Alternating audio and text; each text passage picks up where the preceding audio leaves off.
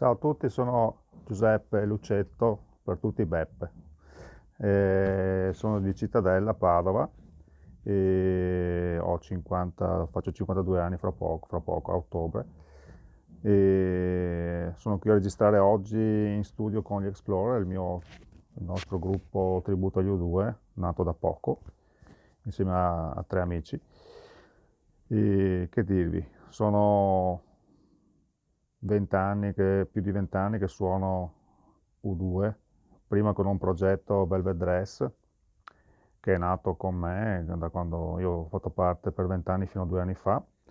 E eravamo nati nei primi anni 2000, poi per motivi miei personali e altro ho dovuto staccare la spina e ho iniziato questo nuovo progetto l'anno scorso, verso metà dell'anno, con persone nuove, in cui proponiamo però un repertorio degli U2 più vecchi, anni 80-90, che secondo me e secondo che molti fan è il periodo migliore del loro repertorio, della loro carriera, senza togliere comunque quello che è venuto dopo, anzi. E, ho iniziato a suonare nell'85, cioè la chitarra, e i primi gruppi con cui ho suonato, che ho fondato, comunque con cui ho collaborato, allora all'inizio ho fatto musica prevalentemente di mia produzione propria praticamente, quindi musica propria, non cover, e con un paio di gruppi, uno fine anni 80, primi anni 90, poi un altro dal 94 al 99, sempre con un repertorio nostro in cui ognuno di noi metteva le proprie parti musicali, quindi era musica fatta assieme in studio dove provavamo, sempre nella zona di Padova, e si chiamavano In Media. Poi nel 2000 ho visto l'annuncio, appunto a fine anni 90, ho visto l'annuncio di questo progetto che stava nascendo per tributo agli U2, e quindi con una telefonata ci siamo trovati subito a provare dopo un mese, all'inizio dell'anno 2000, cioè a gennaio, e siamo partiti a fare questo progetto, questo tributo agli U2, in cui insomma, abbiamo suonato tantissimo, ovunque, più di 1300 concerti. È stata una cosa incredibile, una grande soddisfazione personale mia, ma anche delle persone con cui ho suonato, che ringrazio, perché se si arriva in alto è per merito di tutti. E la musica che mi piace di più suonare è questa, oltre a fare anche musica mia per conto mio, o comunque anche in passato. Però gli U2 per me sono stati sempre una parte importante della mia vita, fin dall'adolescenza, quando insomma, eh, per esempio è capitato il Live Aid nell'85 che ho visto in diretta per vedere loro, perché li aspettavo, e lì è stata una folgorazione, per cui è nata proprio è scoccata la scintilla, che mi porto ancora adesso, anche se ormai non sono più un po' più giovanissimo, però è una cosa che mi diverte ancora, perché comunque quando accendi l'amplificatore, l'effettistica, la chitarra, gli effetti, l'amplificatore, quel suono là, quelle canzoni là sono sempre canzoni che ti riempiono di felicità, ma anche proprio come si dice, di soddisfazione, perché è il suono che più amo, è quello che ho sempre ricercato, è quello con cui ho sempre giocato anche a casa, ed è una cosa che mi porta avanti ancora adesso, perché mi dà tanta soddisfazione, tanta voglia di suonare, insomma. Secondo me, insomma, il suono degli U2 in generale è uno dei suoni più belli mai esistiti nel campo della musica. Allora, la prima chitarra, anzi ho iniziato a suonare nell'85, perché per il mio 15° compleanno avevo chiesto a mio papà di farmi regalare una chitarra. Quindi mi regalò una chitarra Giannini, una chitarra classica, insomma, comprata in un negozio vicino a casa. Poi, ovviamente, iniziando un po' a suonare così da autodidatta, perché non ho mai comunque cioè non sono mai andato a scuola, ho sempre imparato da solo. E sono passato per la chitarra acustica e quella elettrica. La prima chitarra elettrica era una Vester, che era simile a questa, una Telecaster, così, anche di questo colore qua, blonda praticamente. E l'amplificatore non me lo ricordo onestamente che marca fosse, è piccolo. Insomma, avevo comprato questo pacchetto chitarra più amplificatore da Ricordi a Padova, proprio in centro, e con una delle prime paghe lavorative. E poi insomma iniziando a suonare con i primi progetti anche di musica propria mia, insomma, poi ho iniziato a comprare pedali, pedalini per la chitarra, effetti, distorsori, delay, queste cose qua,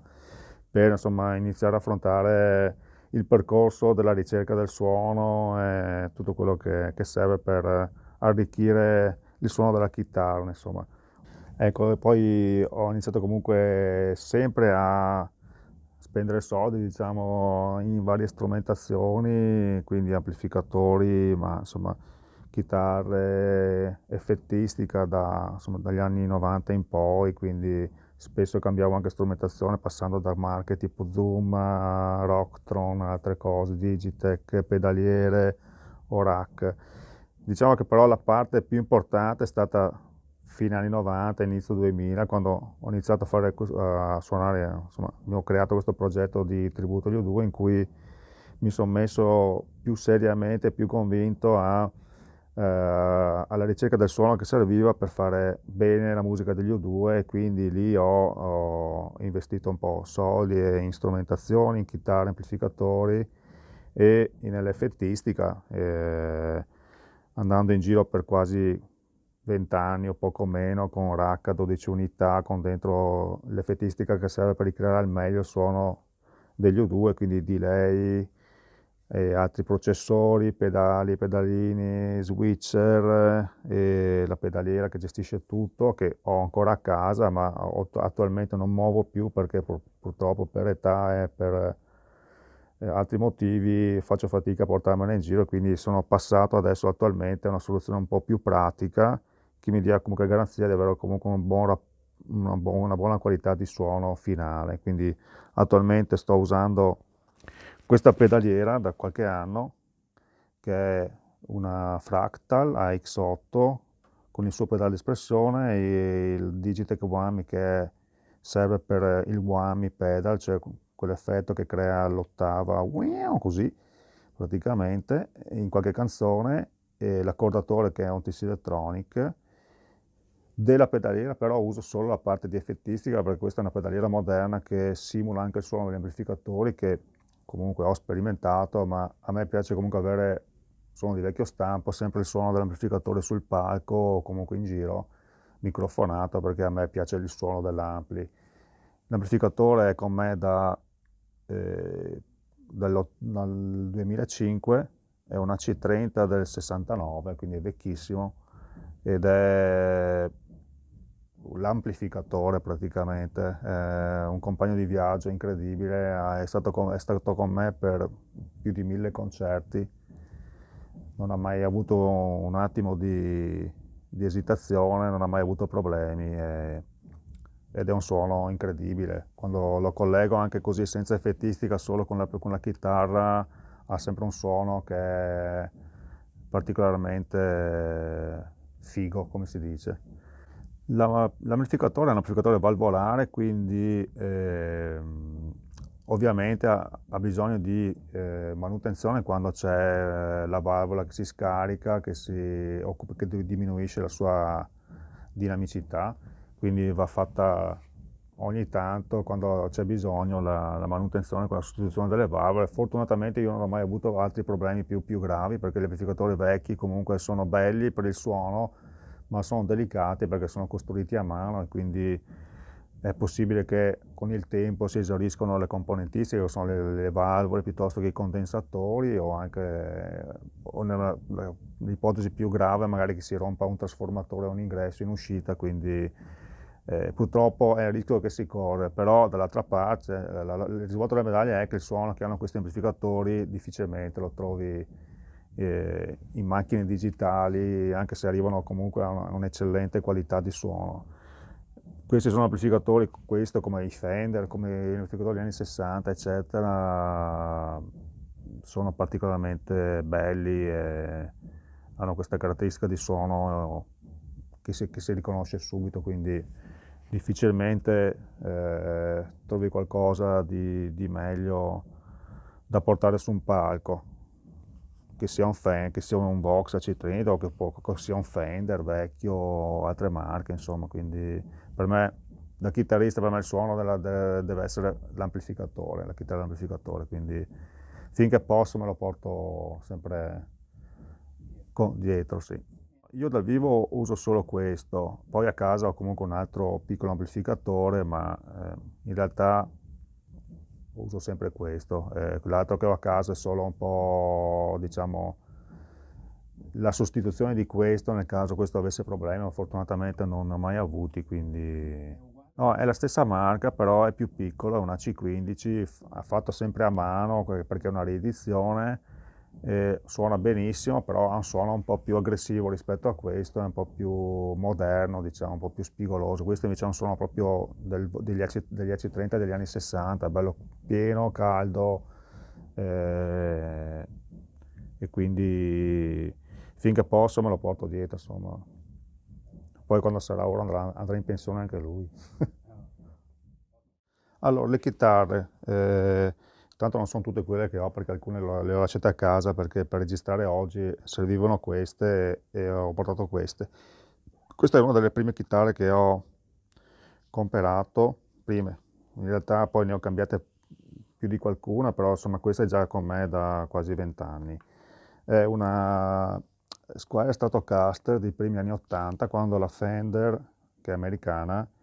mandò a fare della produzione in Giappone e marchiò le palette con la scritta Squire. In realtà è una chitarra che ha componentistica americana, ma fatta in Giappone negli primi anni 80 ed è una chitarra, una Stratocaster che suona come deve suonare una Stratocaster. Sembra una boiata, in realtà è proprio così. Cioè, non l'ho mai cambiata perché è una chitarra, è una Stratocaster che suona come deve suonare una Stratocaster, quindi con le sue caratteristiche tipiche della Stratocaster. Ho cambiato solo il pick-up al ponte, questo qui ho messo un Seymour Duncan Vintage, Antiquity Custom, e non ho fatto nessuna modifica. È com'è, ha quasi 40 anni di più. E questa la uso perché, intanto perché nel suono della chitarra, se uno ama il suono della chitarra, le chitarre principali sono la Stratocaster, la Les Paul, le semiacustiche, la Telecaster, quindi per me avere una chitarra così vuol dire avere uno dei tanti suoni della storia della musica o della chitarra. E poi è una chitarra che ovviamente è storica per il suono degli U2, cioè per Diege, che è il chitarrista degli U2, perché è una chitarra che lui usa dai primi dischi ed è la chitarra di certe canzoni importanti e storiche e insomma che hanno fatto la storia della musica in generale, tipo Pride, What the Streets Have No Name, I Still Haven't Found, Bad, All I Want Is You, Heartland,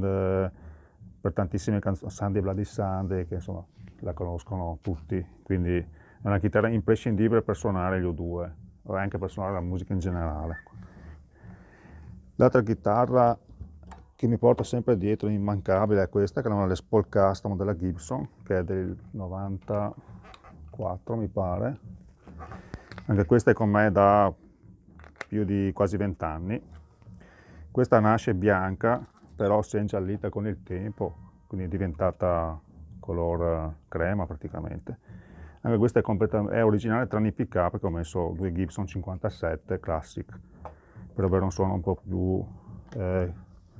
diciamo classico per le Gibson. Anche questa è una chitarra secondo me imprescindibile, o comunque una Les Paul, per chi ama il suono rock è abbastanza imprescindibile. Diege la usa anche questa spesso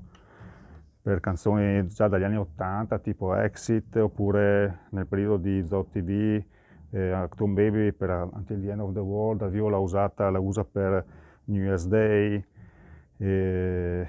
Love is Blindness,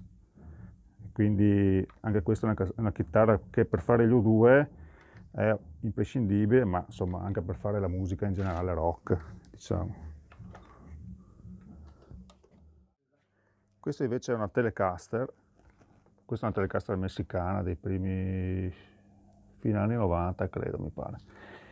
Non avevo mai avuto una Telecaster, quindi non ce l'ho da tanto tempo in realtà, però suona da Telecaster, quindi stranamente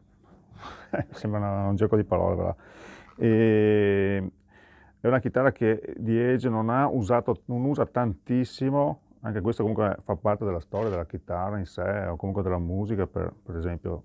la chitarra, la Telecaster, quando ti viene in mente qualcuno che la suona, ti viene in mente o Bruce Springsteen o Keith Richards di Rolling Stones. Di Edge la usa su Unforgettable Fire accordata in Re minore, infatti è accordata in maniera particolare, per cui è utilizzabile solo per Unforgettable Fire, per la canzone. Poi l'ha usata anche un'altra Telecaster per Vertigo, per esempio negli ultimi, dal 2005 in poi. In realtà però è una chitarra che lui non ha usato tantissimo, però per suonare Unforgettable Fire accordata così è la sua proprio, ci vuole proprio questa. Quindi bella chitarra anche questa, insomma, chitarra da avere secondo me. Questa ce l'ho non da tanti anni, da 5-6 anni in realtà. Quindi non ce l'ho da tanti anni. L'ho comprato in un negozio vicino a casa da un mio amico, dove ho comprato anche l'altro amplificatore che ho a casa. E adesso l'ho accordata per fare Unforgettable Fire, che esistiamo oggi in re minore aperto, quindi praticamente adesso ormai diciamo che con l'avvento anche di internet tante notizie si vengono a sapere facendo anche una ricerca, però io comunque già dagli anni 80, quando compravo anche le riviste specializzate tipo chitarre, così c'erano delle interviste in cui comunque già si parlava anche di queste cose, anche delle accordature che usava per esempio su questa canzone, quindi sono notizie che ho da tanti anni perché intanto sono vecchiotto, si può dire. E quindi avendo insomma questa età ho comunque più facilità di aver avuto anche in passato giornali specializzati, notizie di fan club che trovavi già 20 anni, 25-30 anni fa anche, quindi un po' di notizie le avevo già, poi ho avuto comunque la conferma con la consultazione in internet di vari siti specializzati, poi il suono di Diege ormai non è più un mistero come era tanti anni fa, adesso trovi tutto online, quindi puoi trovare qualsiasi notizia di qualsiasi tipo sul suo suono ovunque praticamente, e ci sono anche dei siti specializzati perché un po' il suono degli U2 e della chitarra sembra stata un po' una ricerca per tanti, quindi è diventata un po' una cosa, chiamiamola feticista, nel senso proprio per gente che voleva arrivare a quel suono là, insomma. Io però insomma ho a casa anche giornali degli anni 80 in cui già si parlava dei primi tour degli O2, del World Tour di Joshua Tree, giornali tipo Chitarre, questi giornali qua a fare musica, in cui c'erano delle interviste a lui, a chi gli stava dietro, qualche tecnico, e già si parlava un po' della loro strumentazione, però insomma già all'epoca era un po' difficile avere notizie precise perché l'informazione era fatta con la carta, non con il web, quindi c'erano notizie che erano comunque minori, c'era meno quantità di notizie rispetto agli ultimi 15-20 anni dove con il web trovi tutto quello che vuoi, insomma. Questa invece è l'ultima arrivata, è una Duesenberg, chitarra tedesca-americana diciamo, perché credo sia fatta, non so precisamente se è fatta ancora in Germania o in America, comunque diciamo che la marca è tedesca. E è arrivata a casa mia da 3 settimane perché mi ero incuriosito questa chitarra qualche anno fa, ne avevo provato una in un negozio, poi ho trovato questa occasione non lontano da casa e sono andato a provarla e l'ho portata a casa. Intanto perché già da vedere è spettacolare, ma comunque ne avevo sentito parlare bene anche a livello del sonoro, avendone provata una, poi l'ho provata da questo privato che la stava vendendo e ho detto me la porto a casa perché insomma è una gran chitarra che non esiste da tantissimi anni, esiste credo la marca da 20-25 anni, ma sta già avendo un buon seguito anche tra i chitarristi, insomma la sta usando anche Ron Wood di Rolling Stones e altri insomma chitarristi importanti, quindi è una marca che si sta facendo conoscere e apprezzare molto. Ha una forma tipo questa, Les Paul, questo modello. Questa è una Star Player TV, però dentro è semiacustica, quindi è vuota, quindi l'ho presa perché in realtà io sono sempre stato innamorato delle Gretsch, di quel tipo di chitarre lì, semiacustiche, però hanno un prezzo che per me è improponibile, irraggiungibile. Questa in realtà assomiglia molto a una Gretsch come suono, però è più accessibile per il prezzo. Nonostante tutto, è fatta benissimo e suona benissimo, quindi non ha niente da invidiare alle Gretsch più importanti, più costose. Quindi l'ho comprata non nell'ottica di suonare le due, ma per fare anche cose mie, perché volevo una chitarra semiacustica e quindi ho detto mi faccio un regalo, me la sono comprata. No, in realtà questa non è una chitarra che Diege usa, non è una marca di chitarra che Diege usa, anche se lui usa anche delle semiacustiche, ne ha usate varie durante la sua carriera, quindi non la userò per suonare le due, ma per fare cose mie in futuro o semplicemente per suonare a casa, insomma, perché per cose mie personali, insomma, per piacere mio personale. Allora, questa è la Stratocaster, quella che vi dicevo prima, usata da Diege, ma insomma una delle chitarre iconiche della musica. Questo è il suo suono senza particolari effetti.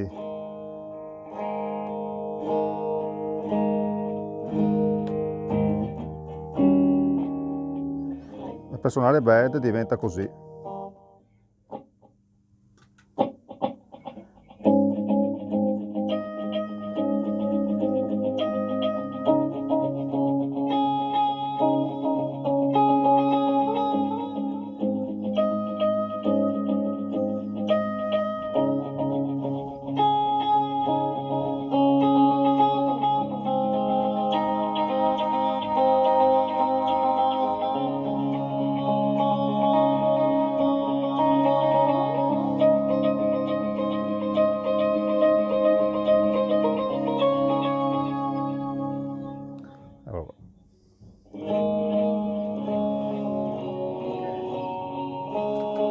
Poi è usata anche su Bad Decision, è anche una delle canzoni più famose degli U2, anche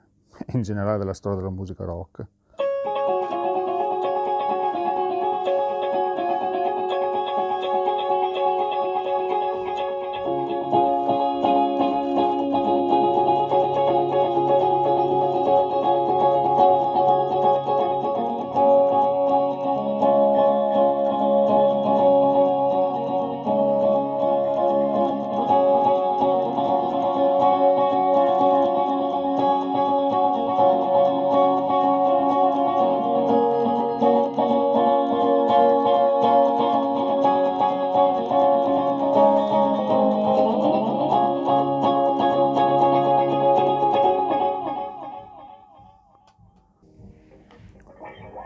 Questa invece è la Les Paul Custom, quindi viene usata, oggi la uso per fare New Year's Day.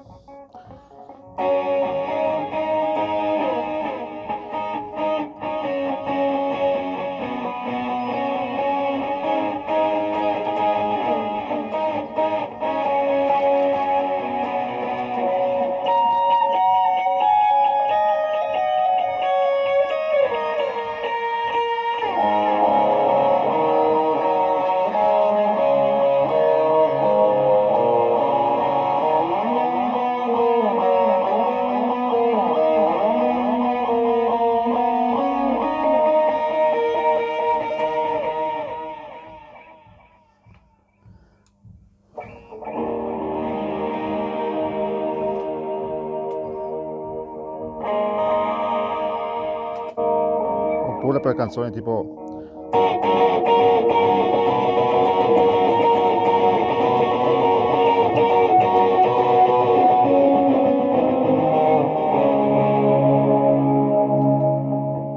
anche questa è usata in varie canzoni, in varie epoche, dagli anni 80 in poi, insomma. Questa invece è la Telecaster che dicevo prima, che è usata accordata in Re minore, solo per Unforgettable Fire, perché ha questo suono aperto. Diege usa molto gli armonici in tante canzoni, tipo anche in questa.